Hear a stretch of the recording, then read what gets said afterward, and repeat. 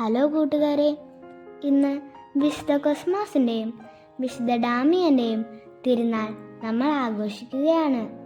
അറേബ്യയിൽ ജനിച്ച രണ്ട് ട്വിൻ ബ്രദേഴ്സ് ആയിരുന്നു ഇവർ.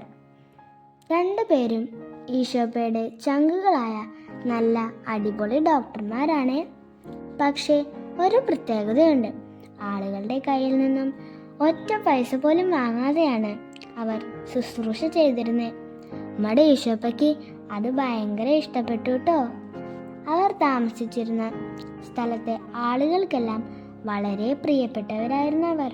അങ്ങനെ ഇരിക്കെ ഒരിക്കൽ ഡയോക്ലിഷ്യൻ ചക്രവർത്തി അവരെ പീഡനത്തിനിരയാക്കുകയും ഗവർണറായ ലിസിയാസ് അവരെ അറസ്റ്റ് ചെയ്യുകയും ചെയ്തു.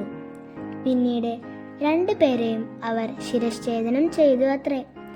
എത്ര വിഷമകരമായ സിറ്റുവേഷൻ ആണല്ലേ. പക്ഷേ ഈശോപ്പ അവരെ ഉയർത്തി കേട്ടോ. അവരുടെ അത്ഭുതകരമായ രോഗശാന്തി മൂലം വൈദ്യന്മാരുടെ മധ്യസ്ഥർ എന്ന പേരിലാണ് അവർ അറിയപ്പെടുന്നത്.